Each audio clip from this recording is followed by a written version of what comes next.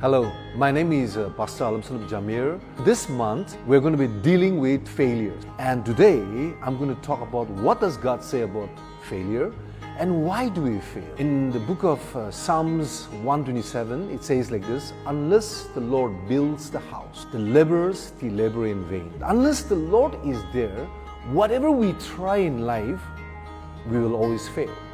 In the book of John, Gospel of John, chapter 15 and verse 5, it says like this: without me, you can do nothing. And so anybody that wants to succeed in life should always begin with God. Why do we fail in life? Number one, we fail in life because we do not have God with us. We do it by our own strength. But God says, without me, you can do nothing. Every one of us, we should have an encounter with God. Moses had an encounter in the burning bush.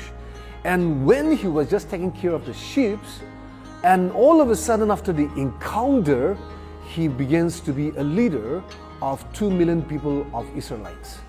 And therefore, what I would like to say is that what happens when we have a true encounter with God is that the Lord changes our destiny, the Lord changes our plans. The second point that I would like to say is we fail in life because we are not very sure about our purpose here on this earth. When we are not sure about why we have come to this world, we will always try to do things which is not from God. But when we know why we're here on this earth, we will know for sure what we are doing, we'll be confident about what we are doing, and we will always be successful. Third point that I would like to say is that the reason why we also fail in life is because we are lazy. And many people think that through prayers, the Lord will bring success. Honestly, I don't think so. Jesus one day said like this: my Father is working and I'm also working. So what God is trying to tell us is that there should be a time where we also need to put our effort and we should give our best. You see, giving our best to the Lord is very important.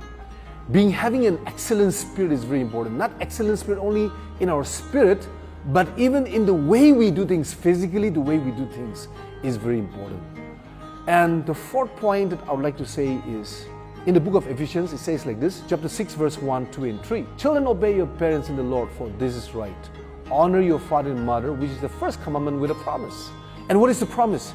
That it will go well with you and you'll have a long life here on this earth.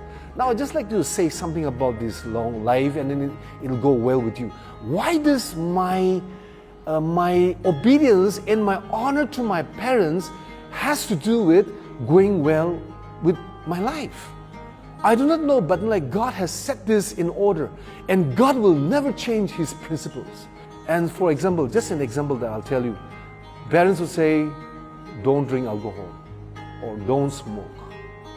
But you consistently do it, and later on in their life, the things that the parents told them not to do it when they were still kids, the same thing has killed them when they are 50 years old or even 45 years old.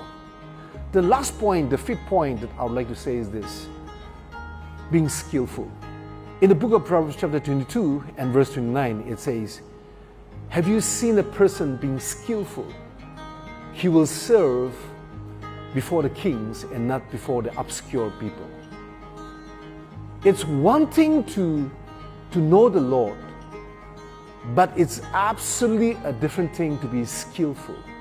You know what? Today we live in a time where everything is just skillful, where you cannot be a jack of all trades, but you got to be master of something. And I would like to just encourage each and every one of us, where are you skillful today? Give your energy, give your focus there, because when you are skillful, you're bound to be successful. I don't think so God has given up. I don't think so God has sent you to this world to be a failure. He sent you to be successful. And therefore, search your heart, like the way David said, search your heart. And if there are any ways that you have been disobedient, if you have not been having a good relationship with God, you do not know God, I think it's time that you begin a relationship with the Lord.